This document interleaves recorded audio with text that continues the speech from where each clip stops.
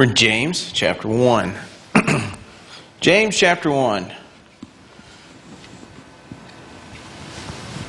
Starting in verse 5. If you get to Hebrews, keep going. James is right after that. We'll keep this. James chapter 1.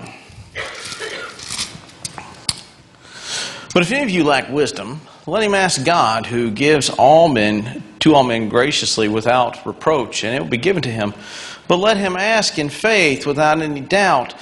For one who doubts is like the surf driven on and tossed by the wind. For let not a man expect that he will receive anything from the Lord, being a double-minded man, unstable in all his ways. Pick up here in James. Now, last week we talked about the infamous passage that you always hear, usually misquoted. Well, just consider it all joy when you go into trial, as though when trials come you should be ecstatic. And when we looked at the argument last week, it doesn't mean that you should go looking for trials and go, man, I can't wait for the next trial to come along. I'm so excited about suffering because I'm going to have you locked up. But the point about the considering it joyful is the fact that the suffering comes, or the trials come, or the temptations come, not to be your harm, but to be your help. They're designed to strengthen the relationship with Jesus Christ. And we use the analogy of a young bird, and that's what the word test means. A young bird sitting on the edge of the nest trying to test its wings. And in so doing, when it takes flight, it has shown perseverance, it has shown endurance, and then it continues on into maturity. And then the author, James, makes this shift asking about wisdom. And a lot of times people read and say, well, James is transition, because James will do this. James will be drawing along and then, oh, red car, and then come back. And it's almost like James had ADD, but he didn't. I mean, he's not writing necessarily as Paul does. Paul has a unified theme. When he begins writing a book, he has a unified theme, and he carries it all the way through. James kind of popcorns around. And he comes back to topics, and then he kind of goes off over here, and then he kind of like me when I'm preaching, and then a rabbit chops up, and then, oh, look, a red car, and then we come back. And so a lot of people think that's what James is doing here, because he's starting to talk about wisdom and being driven by the surf. But what happens is these two actually are congruent with each other. Why? Because as we go through trial, it's simply not enough to go through trial and not learn anything. See, because if we don't learn from the trials, it's like the kid that touches the hot pot more than once. It only took me one time to look at a hot pot. Ow! Well, okay, twice. But there's a point in the asking of the wisdom. It's not a secondary argument or second argument. The point of the asking about the wisdom is as you're going through the trial, we ask for wisdom and we ask for faith. Why? Because it is essential for the believer not to just simply look for worldly wisdom, but the wisdom of God and the surface and the point of the trial. Notice what he says here. If any of you lack wisdom, let him ask God, who gives it generously, without reproach, and it'll be given to him. Now, that's an interesting statement. We said we thought so too. By the way, that's like a time filler statement for pastors when they say that, because they're like stalling for time. No, I'm kidding. It's interesting because he says, hey, look, I give it to you freely, but there's a caveat for this wisdom. Now, it's not simply enough that as we go through trials, and then as we learn from our trials, that we simply stop there. See, the life about the believer is through this trial and the wisdom, is in the process of being made complete. The argument is part of being made complete, to be made mature, to be made perfect. And one of the ways to do that is as we go through these trials and come back around, we ask God for the wisdom to be able to face them. Why? Because then we have the faith like that of the Old Testament heroes of the faith. Daniel knew that he could pray with his windows open, even though he knew that he would be under death sentence if he was caught. Because he understood the wisdom that the God in which he served had been with him all the way through to this point. Job could make the statement, I know that my Redeemer lives, and I have committed no sin in his eyes, even though his three friends have said, Job, you must have really screwed up. See, the wisdom that you're asking God for is not something to make, as a lot of people like to say, well, it's like an earthly wisdom or make you more smart. No, it's to understand the reason why God lets you go through these things and the end result of what occurs out of that, which is to make one a mature believer. And a mature, if that is a word, I like to make up my own words. So if you're an English, I'm going to butcher it. And so as you become more and more mature in your faith, that's part of the whole asking of the wisdom part of this analogy or this sermon. Why? Because it's there that we begin to see beyond the, oh, God's just making this all hard for me. Well, there's only two certainties in life, death and taxes, and troubles come along with it. See, that's the resignation that comes without wisdom. That's the resignation that comes without understanding the wisdom of God has as we go through this. Why? Because, again, the suffering and the trials are not for our detriment. They are for our betterment. And see, when we begin to look at it and see through God's eyes as to why we suffer and for the purpose of that suffering, we begin to see with a wisdom that is not a worldly and earthly wisdom. So we try to spin this into earthly wisdom. Well, just if you're dumb, ask God for more wisdom. He'll help you on your test. No, wrong use of this verse. It's talking about in the trials to where you can look with the assurity and know that God is there with you. And as you go through, He is going to be there with you. Why? Because then the rest of this doesn't make any sense. Why? Let's take a look at this. Let's see what the rest of this is.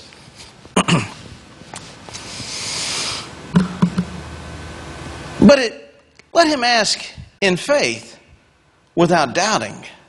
For one who doubts is like surf driven and tossed, surf of the sea driven and tossed by wind. When you ask for wisdom, you got to ask without doubting. Now, what would that look like? Have you ever seen somebody cross ice? I was exiled to Michigan for 5 years as a kid with my family. My dad worked in sales. And I was born in West Virginia, and then we moved to Mississippi where they said I talked funny. I said, y'all talk funny.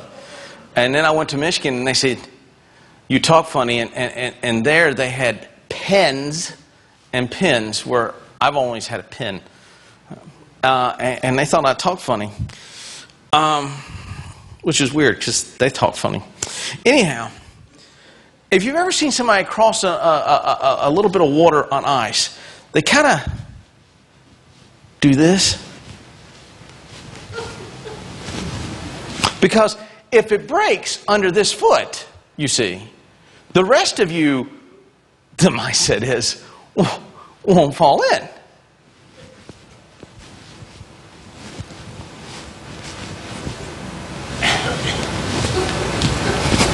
And that's what we do when we ask God for faith. See, when we ask God for faith, we go, God, give me some wisdom through faith, because I want to step out and trust you on this big decision. I'm asking faithfully that you help me in this really big decision.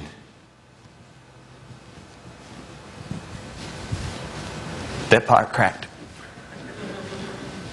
And we do that. And so what happens is we're not really asking in faith. I've had people say, I know that God can provide, but what happens if He doesn't?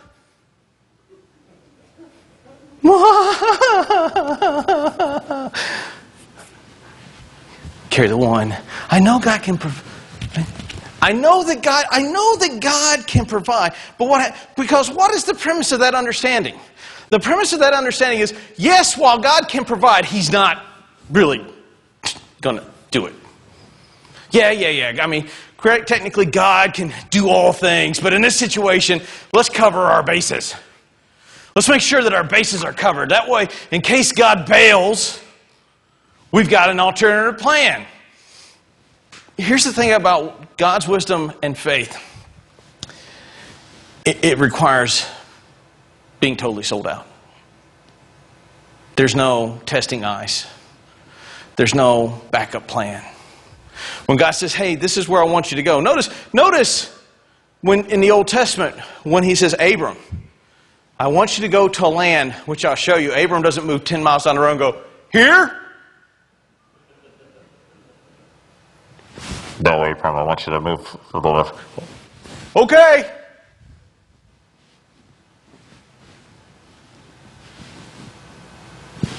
Here?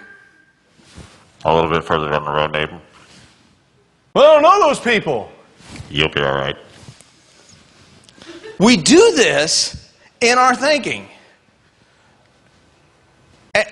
And we do this and unconsciously because we have people in our life that say they're going to help us and do things for us and be there with us. We all know the person that says, oh yeah, man, I'll be like Peter. Peter's a great example. Lord, even though all these other 11 chumps are going to leave you, I will go with you to the end. I don't know this man. I've never met that man. I went to the store to get a paper and I ran into this dude. I don't know this person. Right? We look at this in faith concept like Lucy holding the football. Lucy being God holding the football. And we're Charlie Brown. You know the analogy? Charlie Brown and Lucy kicking the football? Is this going over? Or is it hitting like lead and sand? Well, Google search it. And what's Google? Type in Google on your computer and Charlie Brown and Lucy, and he goes running at the football, goes to kick, and she goes, whoop! And he misses. See, a lot of times when we ask God for things, and ask God for wisdom, and ask God in faith for things, we ask with the expectation of it not happening. And that's doubt. God, and you see people do this all the time. Well, God can do all things. I'm really praying that God will help, but folks, that's like people being driven by the wind on the ocean. It's like a boat being rudderless. That's the whole purpose of some of what's going on in Hebrews is the fact that they are drifting like a boat without a rudder.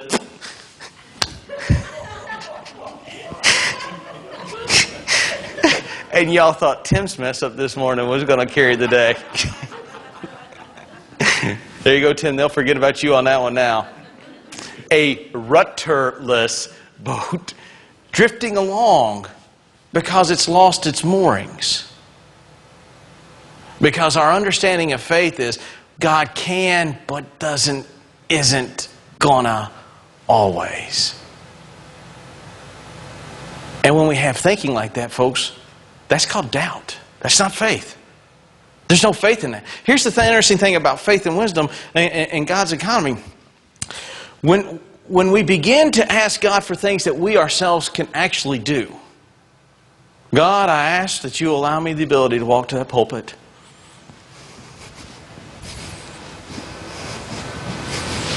It's a miracle. God can enable me the faith to walk to the pulpit. Now, if I was in a wheelchair and walked that far, okay, I'll give you that. But if it's something that you can accomplish within your own strength, there's nothing really miraculous about it. There hasn't nothing really faithful about it. And here's the thing. Miracles really require the impossible task.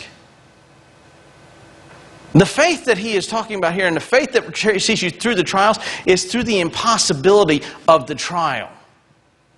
Because when it's really, really dark in the midst of the trial, sometimes it's hard to see where the end result is going to go.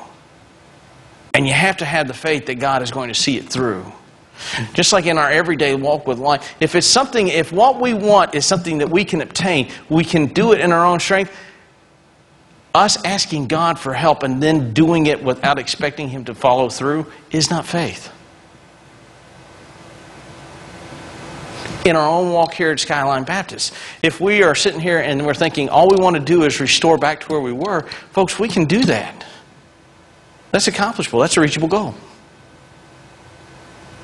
But expecting great things from God and not demanding things, but expecting great things from God and expecting God to do great things through us, that requires faith. And that requires us to have a planning goal that is far greater than what we can attain just by the folks that are sitting here tonight or on Sunday morning. Why? Because that's asking God for things and then expecting God to do those things. That's the faith that God is requiring us to have here in this test. Why? Because as we look ahead, if we can do it, then it's in our own strength. But if we're sitting there going along like this, every time God asks us to step out and testing the waters, instead of just standing and going, it's not faith, it's doubt. I'll give you a good example. When y'all called me to come to be your pastor, I was talking to some friends. They said, well, because I told them I was thinking about buying a house. They said, well, I'd rethink that decision. I said, why? And they said, well, you don't know those people. They may not like you. I said, well, that's true. I'm a pretty cocky and arrogant kind of guy. They may not like me. That was a joke. But apparently I'm a pretty arrogant guy. No, I'm kidding. I'm kidding. My wife on our first date, I like that pause. She told me, she goes, I thought you were pretty, what was it, cocky and arrogant? Is that what you said? Abrasive. And I said, how'd you figure that out on just the first date? I'll pay for that one later.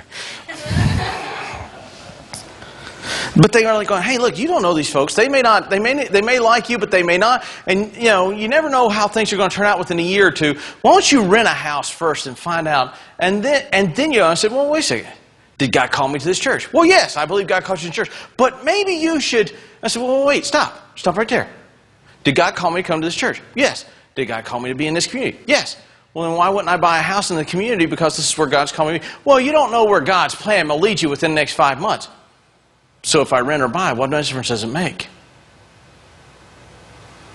See, the indication or the implication was, well, you may end up getting fired, and then you may end up being stuck with a house payment. But if this is where God called me one way or the other, it doesn't matter whether I rent or buy. Why? Because God called me here, and therefore I need to be focused on my efforts here. And therefore, if I buy or rent, it doesn't really matter, and I chose to buy. Why? Because I believe God called me to be here and be here for a while. But see, that goes back to that contingency planning. See, when we step out on faith, there is no such thing as a contingency plan. And that really, for guys that are planners, and I'm a planner guy, for a planner guy to not have a backup B plan is nerve-wracking. You can ask my wife, when we go somewhere, she doesn't pack the vehicles, not because she doesn't want to. She doesn't pack the vehicles because I look at the vehicle and I'm seeing where everything goes. Bam. And this vehicle is going to have this, and then this is going to have. And if you saw the hillbilly bandwagon that came into town with us in it, you could see that that's kind of how it looked like going down the side. And so I enjoy a really good plan. A plan is great. Plans are wonderful things until God tells you to step out on faith and follow my plan, and all you know about the plan is just take another step. For me, I want to have that secondary plan, just in case he going, hey, look.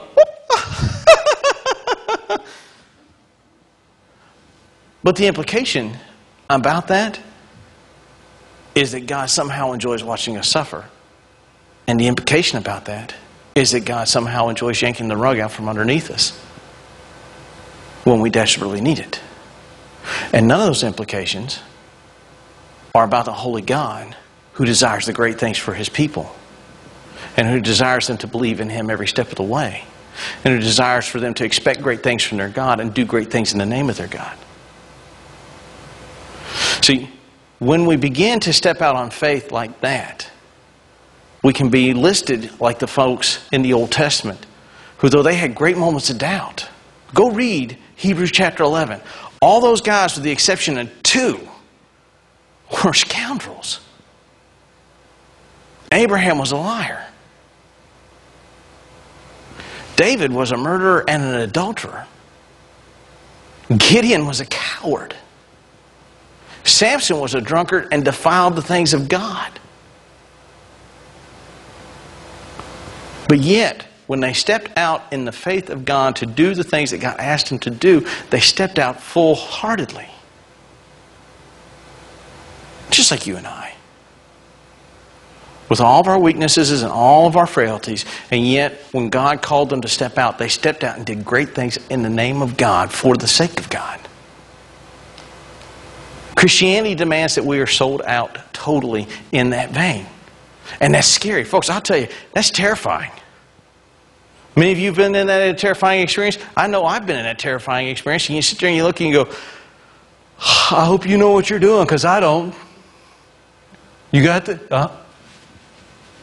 Why? Because it's a scary moment.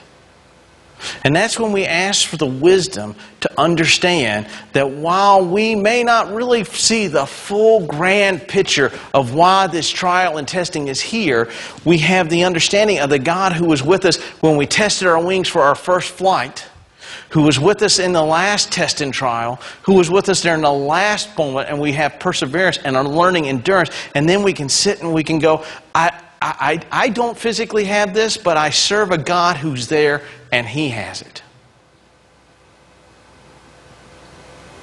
That's why Job can say what he says in the midst of the suffering and pain. I know my Redeemer lives. Job, do you hold to your integrity for nothing? Curse God and die. And he doesn't. He refuses. Why? Because he knows his God, and he knows that there's a purpose for what is going on, though he doesn't see it. Let's take a look. Let's see what else we got going on here. For let not a man expect that he will receive anything from the Lord, being double-minded, man, unstable in all his ways. That's the thing. We go, God, I want faith. God, I want wisdom. God, I want to know how to live a life sold out for you. And then when things come along that help push us in that direction, instead of looking at it and saying, oh, well, this is an opportunity for me to grow in that area that I asked for, we look and we go, why? Right? It's kind of like when we ask for patience, which is a dangerous thing to do. Right? Well, Lord, teach me patience. Please don't pray. Please don't pray that for me. Because I usually get stuck in traffic. And that's not a good time for anybody. We ask for these moments. We get put in these positions.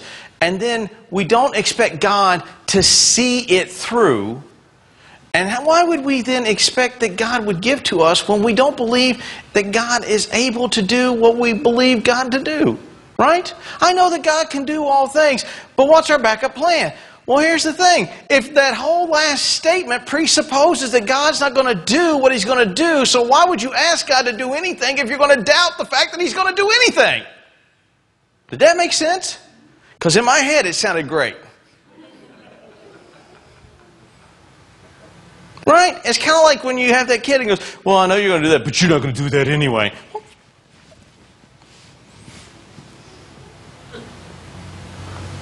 We ask God, but we don't ask God believing He'll do it. And then we get mad at God when He doesn't do it. See? Case in point, God didn't help me. But you didn't believe when you asked. You were expecting God not to fulfill. And I'm not talking health and wealth here. A lot of health and wealthers grab this and run with it. I'm not talking health and wealth here. I'm talking daily life of the believer. When we ask God to step in and we ask God for faith, and we ask God for wisdom, and then we go, but deep down, I asked for raisins in my oatmeal the other day, and God only gave me oatmeal. I was really hoping for raisins, but you let me down again. This isn't raisins and oatmeal, folks. This is as we go about through our daily walk. We ask God for help in our lives and wisdom and understanding, and we're not trying to put God to test where God validates the fact that He is here to help us. And so we go and say, okay, now God, I want you to jump through this hoop. This isn't like us with Gideon. See, Gideon kind of did that, but here's the thing. Read the rest of the Bible. Gideon's the only one that does that. For us to think that all of us can do that with God is a kind of an arrogant kind of understanding. Oh, God, I'm going to put this fleece out, and if it's wet, just like Gideon, I'll know. No. I've told you to go out. I've told you to go. Step out and go. Why? Because to not believe, then don't expect God to be there to help you. Because you're not asking from the right vein, nor are you expecting God to deliver. You are like sea foam blown across the ocean with no control. You are a rudderless ship. A rudderless ship. Think about a ship without a rudder. it has no means of steering. It gets blown all over the sea because it has nothing to steer it where it needs to go. Folks, faith is that rudder that steers us where we need to go. And when we ask for God to be that steering direction but don't believe that He's going to do it, we've kind of cut the cable to the rudder and say, that's okay, Jesus, take the wheel. And I hate that song, I really do. But that's kind of what we start singing. Folks, listen here. You could be listening to Christian music, praying to God, trying to take a turn at 40 miles an hour doing 100. You're going to leave that road, no matter how much faith you got. Why? It was a bad analogy. But anyhow, we'll come back to it. We're like sea foam being blown everywhere. Because, simply this, we don't believe. And we're double-minded. See, the world has a concept of God like a cosmic Santa Claus. Because it doesn't believe in God. And yet the people of God mouth and say, yes, my God can do all things, but He's not going to do it in my life.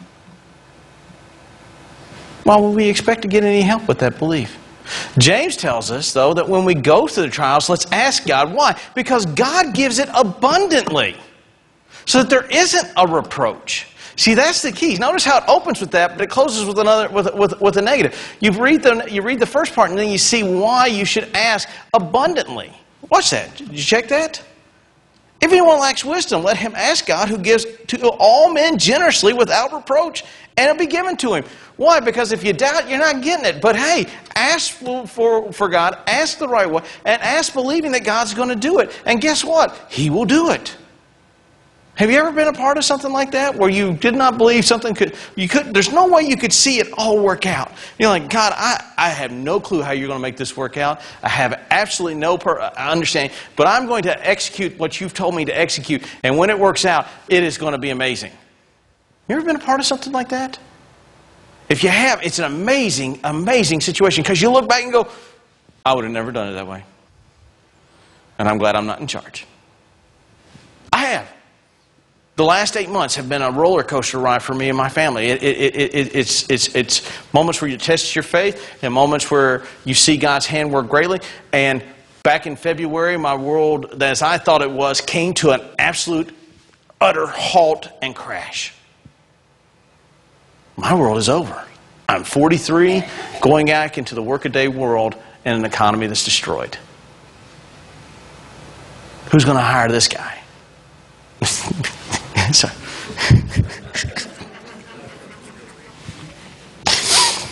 Maybe I shouldn't have said phrased it that way.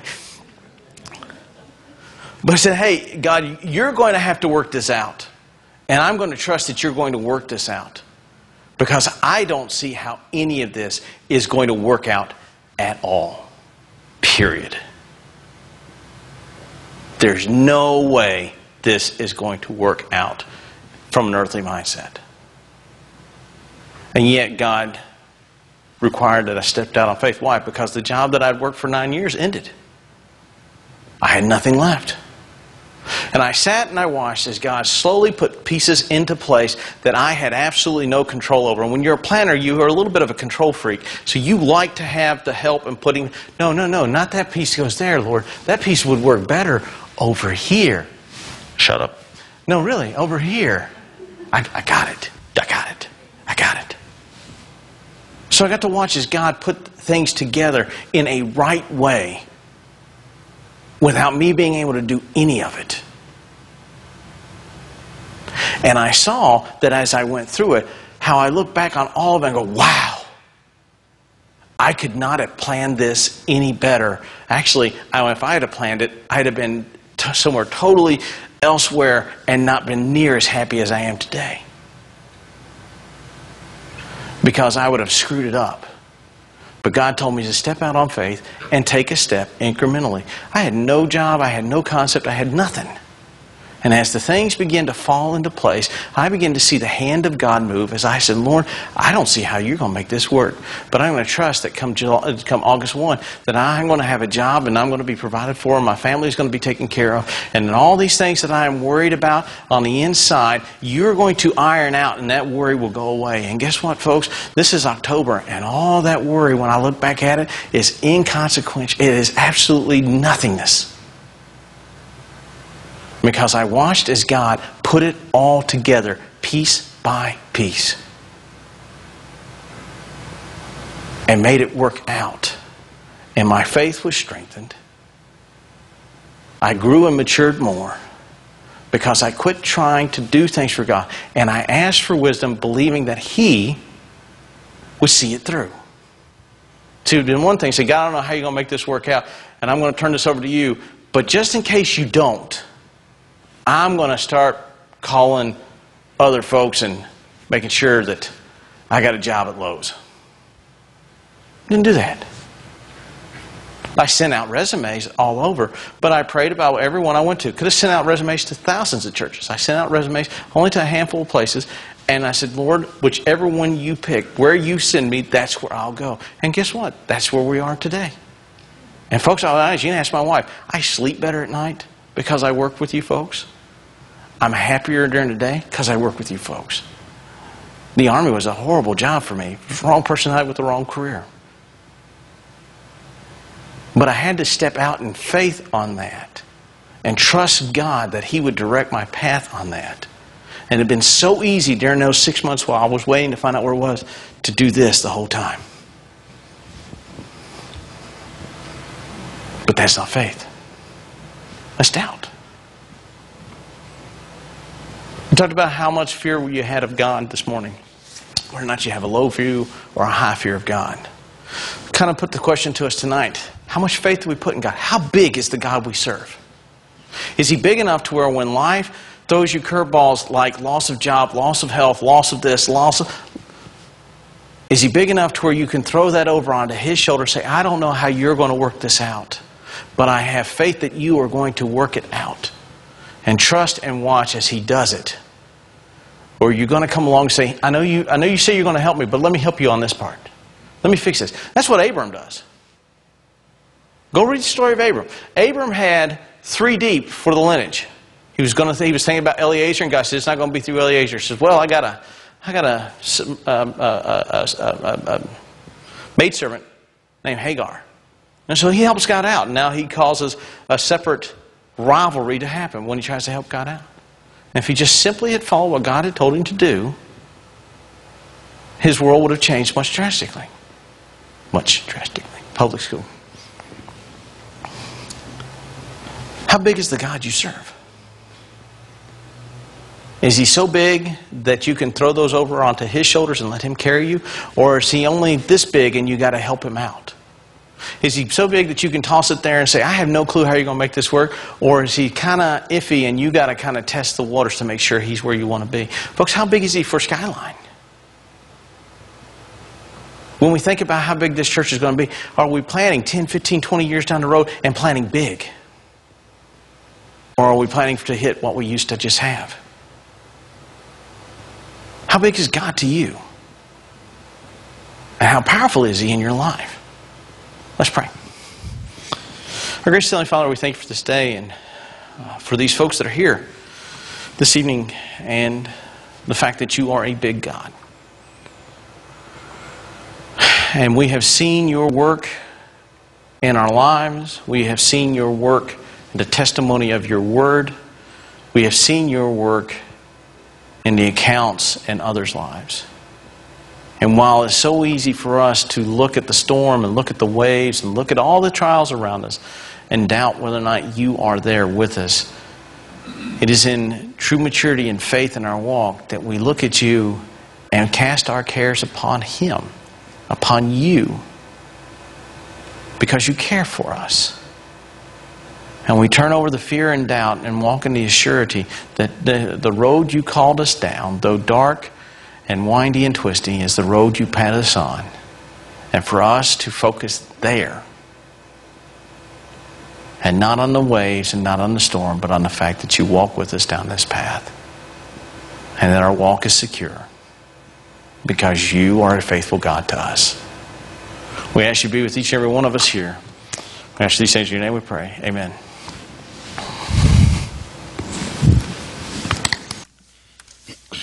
Please stand. And number 307, Just As I Am.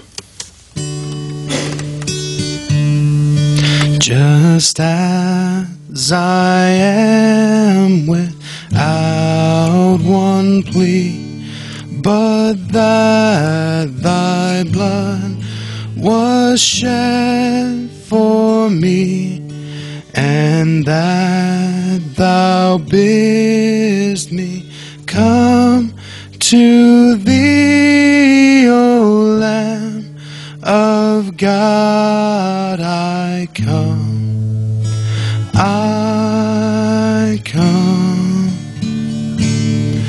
just as I am, and waiting not to rid my soul of one dark blot, to thee whose blood can cleanse each spot, O Lamb of God. I come, I come. Have you hear this? Whoa, there we go. Hear this evening. Why don't we circle up for our moment of prayer as we go to leave?